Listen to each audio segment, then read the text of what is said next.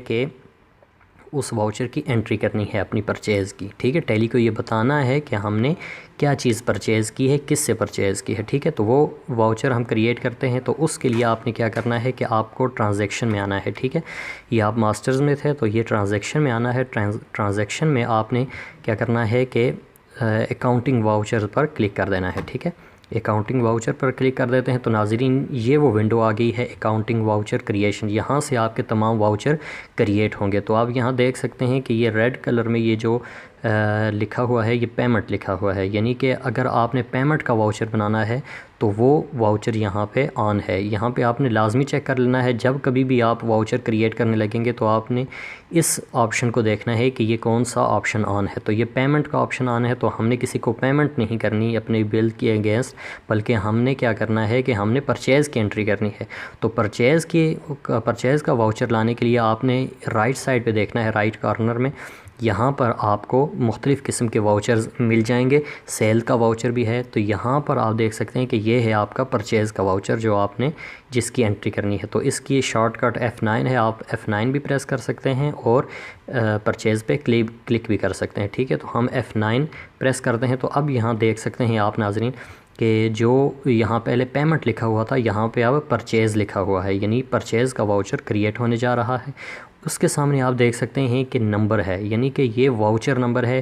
Tally ने यानी ये बता रहा है कि टैली के आपने अभी तक ये आपका पहला वाउचर है, आपने अभी तक कोई वाउचर क्रिएट नहीं किया। अगर आप बहुत से वाउचर क्रिएट करेंगे तो उसके बाद ये उसी हिसाब से इसकी सीरियल नंबर भी चेंज होता रहेगा। ठीक है, तो ये अब बता रहा है कि आपने अभी तक कोई कोई वाउचर क्रिएट नहीं किया और ये आपका पहला वाउचर है। ठीक है, तो वाउचर नंबर 1 है और इसके सामने आप देख सकते हैं कि ये डेट लिखी हुई है। ये डेट वो तारीख़ होगी जो आपकी जिस तारीख़ को आप ये एंट्री कर रहे हैं। तो अगर आप इसको चेंज करना चाहते हैं तो आप क्या कर सकते हैं कि F2 प्रेस करेंगे कीबोर्ड से, तो ये वाउचर की डेट जो है ये चेंज आप यहाँ से कर सकेंगे। तो अभी हमने इसको चेंज नहीं करना, एंटर प्रेस कर देते हैं।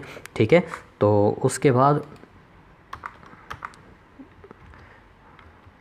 एंटर प्रेस कर देते हैं। तो उसके बाद अब आप देख सकते हैं कि ये पूछ रहा है कि सप्लायर इनवाइस नंबर क्या है, यानी कि जो परचेज़ की इनवाइस आपको मिली होगी, जिस तरह की ये मैंने आपको बताई थी, तो इस तरह की वो इनवाइस जो होगी, इस इनवाइस का जो नंबर होगा, जैसे यहाँ पर 1 लिखा हुआ है तो आपने यहाँ पर 1 लिखना है। सप्लायर की जो इनवाइस जो आपको देगा वो उसके मुताबिक आपने वो नंबर लिखना है। उसके बाद डेट है, यानी कि आपकी वो जो इनवाइस है उसकी डेट क्या है। ठीक है, वो भी आपने यहीं से देख लेनी है कि ये जो डेट है 10 फ़ेब है। आप इसको अगर लिखना चाहें तो ये भी लिख सकते हैं, लेकिन हम यहाँ लिख नहीं रहे, बल्कि चूँकि हम आपको ये तरीका बता रहे हैं तो सिर्फ हमने जो लिखी हुई है इसी को ही एंटर कर देते हैं। ठीक है, उसके बाद ये पूछ रहा है कि आपकी पार्टी कौन है, कौन सी पार्टी है, किस पार्टी के अगेंस्ट आप ये परचेज़ एंटर कर रहे हैं। तो ये आप देख सकते हैं राइट साइड पर तमाम लेजर्स ओपन हो चुके हैं। तो ये वो कंपनीज़ हैं जो हमने बनाई थी, आपको याद होगा, आपने अगर पिछली वीडियोस हमारी देखी हैं, नहीं देखी तो वो अभी देख लें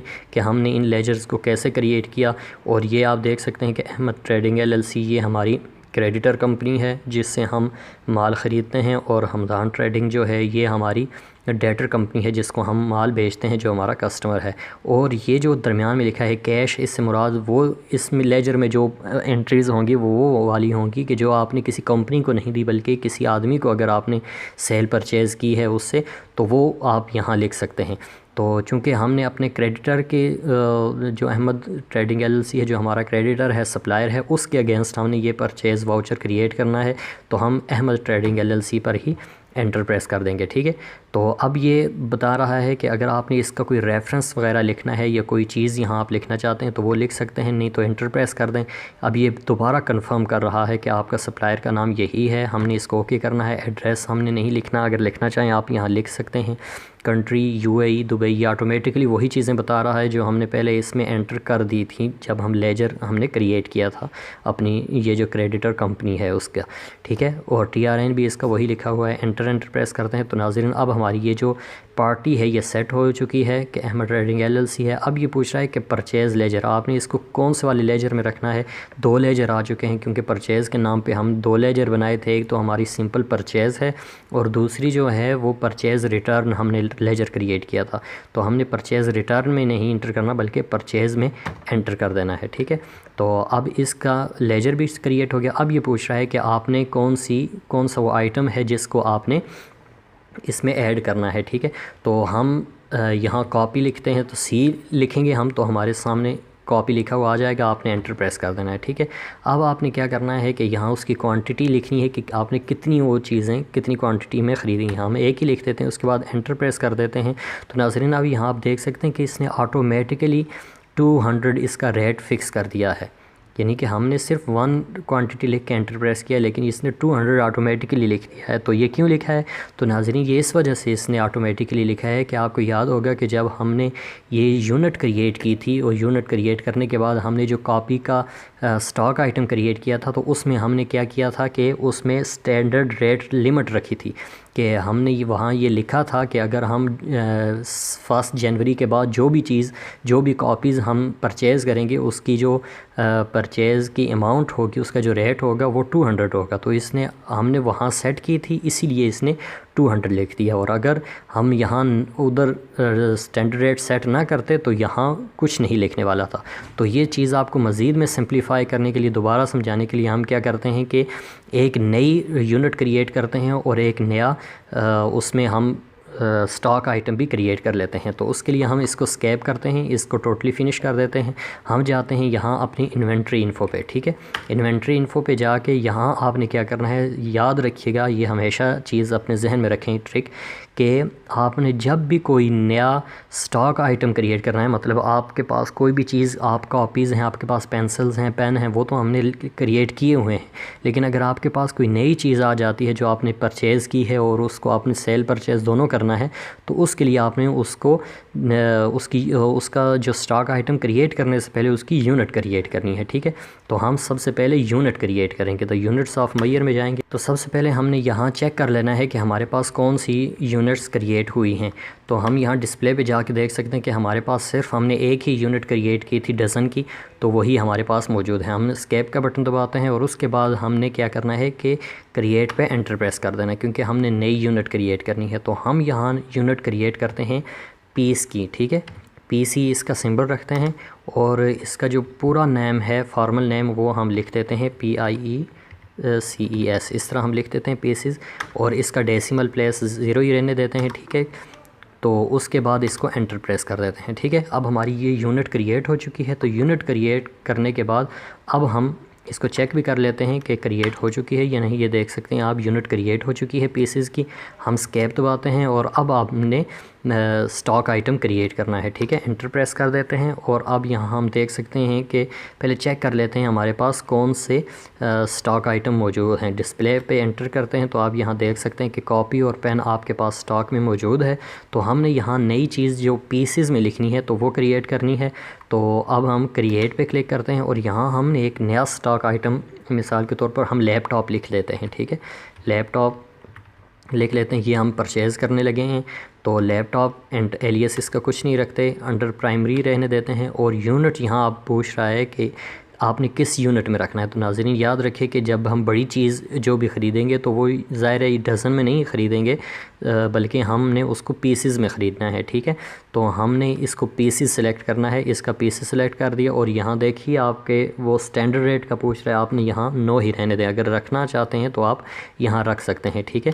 और उसके बाद टैक्सेबल भी रखना है, इस पर 5% टैक्स, और गुड्स में ये है, और ओपनिंग बैलेंस भी कुछ नहीं रखना, ठीक है। तो नाज़रीन अब आपका ये जो स्टॉक आइटम है क्रिएट हो चुका है, ठीक है। अब हम वापस चलते हैं गेटवे ऑफ टैली पे और यहाँ आपने क्या करना है, दोबारा हम अकाउंटिंग वाउचर्स पे आ जाते हैं। अब ऑटोमेटिकली परचेज़ ओपन है, आपने यहाँ सप्लायर इनवाइस नंबर 1 ही लिखना है। उसके बाद डेट भी वही रहने देनी है, पार्टी आपने वही सिलेक्ट करनी है, अहमद ट्रेडिंग LLC जो हमने पहले लिखी थी। और उसके बाद इसकी सारी डिटेल्स ओके करके उसके बाद अब आगे है लेजर कौन सा रखना है, वही हमने जो पहले रखा था परचेज़ लेजर। और उसके बाद ये आप पूछ रहा है कि आपने कौन सा स्टॉक आइटम रखना है। तो नाज़रीन अब हम यहाँ पहले हमने कॉपी लिखा था, तो अब हम यहाँ लिखते हैं लैपटॉप लिखते हैं, ठीक है। एल लिखा तो ये देखें आपके सामने लिस्ट ऑफ स्टॉक आइटम में लैपटॉप आ गया है, तो आपने एंटर प्रेस कर देना है, ठीक है। लैपटॉप आ गया। अब इसकी क्वांटिटी कितनी रखनी है, हम इसको 1 ही रहने देते हैं। अब एंटर प्रेस करते हैं तो नाज़रीन अब आप देख सकते हैं कि जिस तरह हमने शुरू में जब हम एंट्री कर रहे थे कॉपी की, तो उस वक्त ऑटोमेटिकली यहाँ 200 लिखा हुआ आ गया था, क्योंकि हमने उसकी स्टैंडर्ड रेट लिमिट सेट की थी। तो इसकी हमने कोई स्टैंडर्ड रेट लिमिट नहीं सेट की, इसलिए इसने इसका जो रेट है वो हमारे पास नहीं लिखा हुआ आ रहा। तो ये रेट हमने ख़ुद लिखना है। मसलन हमने इसका रेट हम इसका रख देते हैं 15,000, ठीक है। हम इसका 15,000 इसका रेट रख देते हैं, ठीक है। उसके बाद हम एंटर प्रेस कर दें तो ये देखिए ऑटोमेटिकली इसने यूनिट सेलेक्ट कर दी कि ये पर पीस के हिसाब से आपने इसको करना है, तो हमने इसको यही रहने देना है। एंटर प्रेस करेंगे, अमाउंट में अगर कोई चेंजिंग करना चाहें तो कर सकते हैं। उसके बाद एंटर प्रेस करेंगे। जितना नाज़रीन यहाँ पे आप ये देख सकते हैं राइट साइड पे ये जो टोटल इसका आ रहा है 15,000, ये बिल्कुल लास्ट में, और हम जो हैं अभी इससे ऊपर हैं। तो इससे मुराद ये है कि अगर टैली ये पूछ रहा है कि अगर आपने कोई और चीज़, कोई और आइटम लिखना चाहते हैं आप, तो वहाँ आप आइटम लिख सकते हैं और उसके बाद ये लिस्ट क्लोज़ हो जाएगी। तो हमने और कोई आइटम नहीं लिखना, तो हम एंटर प्रेस करते हैं। तो नाज़रीन जो ही हम एंटर प्रेस करेंगे तो अब आप देख सकते हैं कि वो वाली लाइन ख़त्म हो गई। इससे मुराद ये है कि टैली अब ये पूछ रहा है कि आपने ये जो चीज़ें, जो स्टॉक, जो आइटम लिखने थे वो लिख लिए।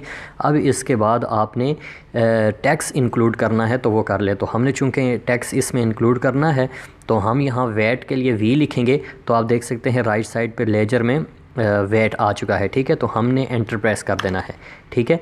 तो हमने जो ही यहाँ एंटर प्रेस करेंगे तो ये अब 750 ऑटोमेटिकली इसने वैट निकाल के या टैक्स निकाल के इसने बता दिया कि आपकी ये जो 15,000 की चीज़ थी इस पे 750 हमने 5% के हिसाब से टैक्स लगा दिया। तो अब टोटल आपकी जो अमाउंट हो जाएगी वो 15,750 हो गई है, ठीक है। अब एंटर प्रेस करेंगे तो ये पूछ रहा है कि अगर आपने और कोई चीज़ इसमें एंटर करनी है, वैट वगैरह या और कोई चीज़, तो वो आप एंटर कर सकते हैं। नहीं करनी तो एंटर प्रेस करेंगे तो ये अब आपकी जो टोटल अमाउंट है उस पे आ गया है। तो अगर आपको टैक्स यहाँ से समझ नहीं आ रही, मतलब बहुत सी चीज़ें और उसमें मुख्तलिफ़ किस्म की, क्योंकि इंडिया में बहुत से मुख्तलिफ़ किस्म के टैक्सेस लगते हैं, तो उसके लिए आपको यहाँ पे मुख्तलिफ़ टैक्सेस लगाने पड़ेंगे। और उनकी अगर आपको मज़ीद उसकी तफसीलात चाहिए तो आप ये राइट साइड पे देख सकते हैं टैक्स एनालिसिस है। तो यहाँ भी इस पर क्लिक करके आपको ये कम्प्लीटली बता देगा। और फिर भी ना समझ आए तो ये आप इसके राइट साइड पे ऊपर देख सकते हैं F1 प्रेस करेंगे या डिटेल पे क्लिक करेंगे तो ये आपको डिटेल के साथ सारी जो टैक्स का है वो सब कुछ समझा देगा कि आपकी जो एसेसिबल वैल्यू है वो 15,000 है। उसके बाद आपका जो टैक्स रेट है वो 5% है और यूँ 750 आपका टैक्स आया है। तो अगर आपने टैक्स के बारे में मज़ीद जानना है तो आप यहाँ क्लिक करके देख सकते हैं, ठीक है। उसके बाद आपने टोटल पे आ जाना है। टोटल इसने ऑटोमेटिकली निकाल दिया। उसके बाद ये नरेशन पूछ रहा है, अगर आपने यहाँ कोई नरेशन लिखनी है अपनी याद दहानी के लिए या कोई चीज़ ताकि आपको कल याद रहे तो आप यहाँ वो भी लिख सकते हैं। अदरवाइज़ आप एंटर प्रेस करके आगे निकल सकते हैं। तो अब ये एक्सेप्ट का पूछ रहा है, यानी आपने ये टोटल वाउचर क्रिएट कर दिया है। अब एंटर प्रेस करेंगे तो अब हमारा ये वाउचर क्रिएट हो चुका है।